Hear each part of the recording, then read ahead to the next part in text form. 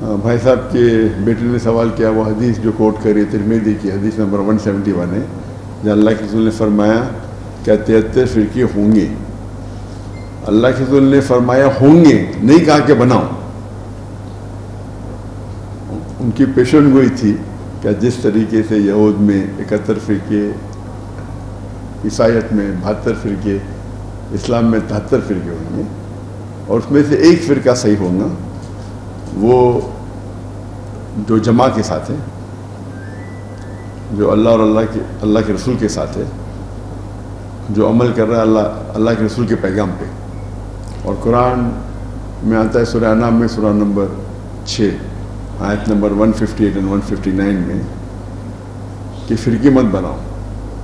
اور اللہ تعالیٰ فرماتے ہیں اللہ کے رسول سے اگر کوئی فرقے بناتا ہے تو آپ کو اس سے کوئی لینا دینا ہے نہیں، اللہ تعالیٰ اس کو دیکھ لیں. آپ کا جو سوال تھا یہ فرقے کیسے ختم ہوں گے، قرآن کی آیت سورہ عمران کی سورہ نمبر 3 آیت نمبر 103 میں وَاعْتَصِمُوا بِحَبْلِ اللَّهِ جَمِيعًا وَلَا تَفَرَّقُوا، کہ اللہ کی رسی کو مضبوطی سے پکڑیے. اللہ کی رسی قرآن اور صحیح حدیث. تو ہر مسلمان اگر قرآن اور صحیح حدیث پہ عمل کرنے لگے تو یہ فرقے مٹ جائیں گے. افسوس کی بات ہے کہ مسلمان قرآن کو پڑھتے ہیں تو بھی صرف عربی میں پڑھتے ہیں. اگر عربی زبان آپ کو آتی ہے تو اچھی بات ہے، لیکن عربی زبان نہیں آتی تو عربی زبان کے ساتھ آپ اس کا ترجمہ بھی پڑھیے. اگر آپ کو اردو میں مہارت ہے تو اردو میں پڑھیے، انگریزی پہ مہارت ہے تو انگریزی میں پڑھیے. تو اگر ہر مسلمان قرآن کو سمجھ کے پڑھیں گا اور اس پہ عمل کریں گا تو اکثر فرقے ہٹ جائیں گے، کیونکہ ہم قرآن کو سمجھ کے نہیں پڑھتے، اور قرآن میں کیا لکھا ہے وہ عام مسلمان نہیں جانتا، اسی لیے فرقے بنتے. اگر قرآن کو سمجھ کے پڑھیں گے اور قرآن اور اللہ کی رسی قرآن اور صحیح حدیث کے اوپر عمل کریں گے تو انشاءاللہ ہم مسلمان پھر سے دنیا کی چوٹی پہ ہیں. آج ہم مسلمان دیکھے جاؤ تو فٹ بال کی طرح لوگ لات مارتے ہیں اس میں، we are look down upon, کیونکہ ہم قرآن و حدیث سے دور ہو گئے. انشاءاللہ واپس نزدیک آئیں گے تو ہم چوٹی پہ پہنچیں گے دنیا کی. ڈاکٹر صاحب میرا نام خاور محمد راجہ ہے، میں جمجور سے ہوں. آپ کو پاکستان میں ہم خوش آمدید کہتے ہیں اور آپ کا شکریہ بھی ادا کرتے ہیں کہ آپ یہاں تشریف لائے. اور میں اس کے ساتھ اپنے محسن عباسی صاحب، ظفر صاحب، فارد صاحب اور بلال ربانی صاحب کو بھی خراج تحسین پیش کرتا ہوں. یہ سارے احباب آپ کے اشارہ بشانہ رہے اور یہ قابل تحسین ہمارے آپ پاکستان آئے. ہماری بھی بڑی خواہش تھی آپ کو دیکھیں، آپ سے ملیں، اور میں یہ سمجھتا ہوں کہ ہماری بخشش کا ذریعہ بنیں گے انشاءاللہ. میرا سوال آپ سے یہ ہے، آپ پاکستان میں رہے، ماشاءاللہ آپ کی بہت خوبصورت اور اچھے انداز سے مہمان نوازی ہوئی جس کا آپ نے اپنے الفاظ میں ذکر بھی کیا. تو پاکستان میں کوئی ایسی شخصیت رہ گئی جس سے آپ نہ ملے ہوں؟ اور دوسرا میں آپ سے پیش کی معذرت چاہتا ہوں کہ فلسطین کے حوالے سے کوئی بیان آپ کا میری نظر سے نہیں گزرا، چونکہ پوری دنیا میں آپ کو دیکھا جاتا ہے، سنا جاتا ہے.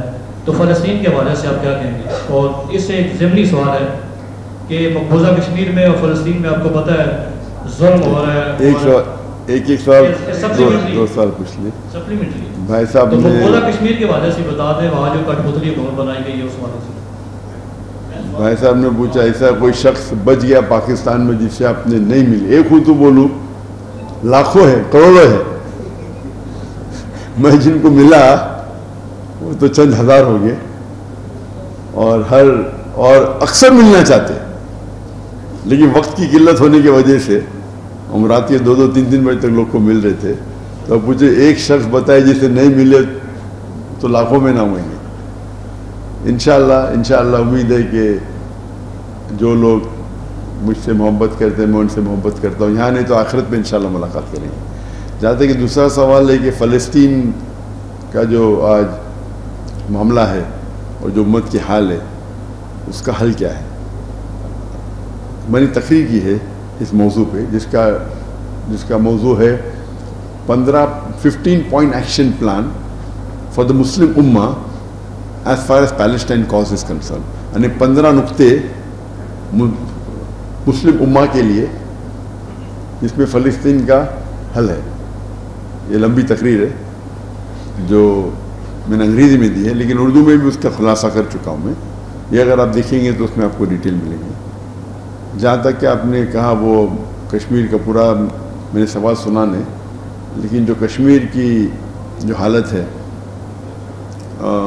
ٹھیک ہے، ہم دیکھتے ہیں مسلمانوں کو کئی جگہ ہیومن رائٹس وائلیشن ہو رہا ہے، چاہے فلسطین میں ہو، چاہے کشمیر میں ہو، چاہے چین میں ہو، چاہے روہنگا میں ہو۔ اگر مسلمان، اس کا حل وہی ہے، وہ 15 پوائنٹ ہے نا، وہی حل ہے، وہ 15 پوائنٹ ایکشن پلان سب کے لیے حل ہے۔ ہم مسلمان بٹے ہوئے، اگر ہم مسلمان ایک ہو جائیں گے تو انشاءاللہ کوئی ہمیں فٹ بال کی طرح نہیں لات ماریں گا۔ جو ہیومن رائٹس وائلیشن سب جگہ ہو رہا ہے مسلمان کے خلاف خصوصاً، اس کی وجہ ایک ہی ہے، اگر مسلمان ایک ہو جائیں گے اور اللہ کی رسی کو مضبوطی سے پکڑیں گے تو انشاءاللہ ہم پھر سے، اور یہ وقت آئے گا۔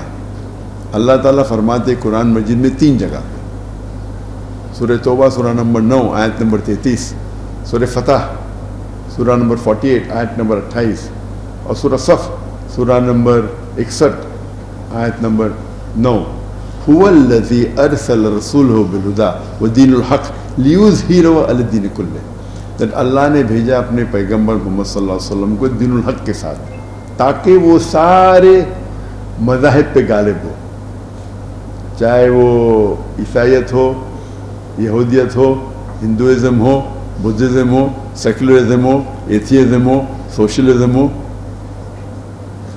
Islam is destined to supersede all کل، master them all۔ اور اللہ تعالیٰ 2 جگہ کہتے ہیں وَلَوْ قَرِيَ الْمُشْرِكُونَ، کتنا بھی مشرک نہ چاہیں گے، کتنا بھی غیر مسلمان نہ چاہیں گے، اور ایک جگہ کہتے ہیں اللہ وَقَفَى بِاللَّهِ شَهِيدًا، اور اللہ شہادت کے لیے کافی ہے۔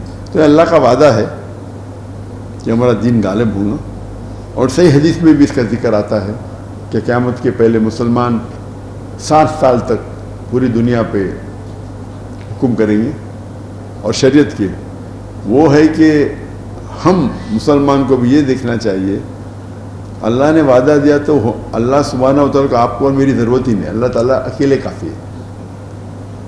اللہ ہم کو موقع دے رہے کہ آپ قرآن و حدیث پہ چلتے ہیں کیا نہیں، اللہ کو تو ہماری ضرورت ہی نہیں۔ ہمیں کیا، جو اللہ تعالیٰ کو اگر فلسطین کا حل کرنا ہے وہ تو 1 سیکنڈ میں کن فیکن ہو سکتا ہے، اللہ تعالیٰ امتحان لے رہے ہمارا، جو فلسطین پہ ہو رہا ہے وہ فرض کفایہ کر رہے، ہم کیا کر رہے ہیں؟ وہ فلسطین تو اکثر ایکسیلنٹ مارکس سے پاس ہوئیں گے، ہم فیل ہو جائیں گے، ہم کیا کر رہے ہیں؟ ان سے زیادہ ہمارا امتحان ہے۔ فلسطین کو دیکھ کے لگتا ہے صرف ایک ہی ملک پورے دنیا میں آزاد ہے، وہ فلسطین ہے، باقی سب آکیوپائڈ ہے۔ ایک ہی ملک آزاد ہے، تو انشاءاللہ قرآن و حدیث پہ عمل کریں گے تو ہمیں فتح ملے۔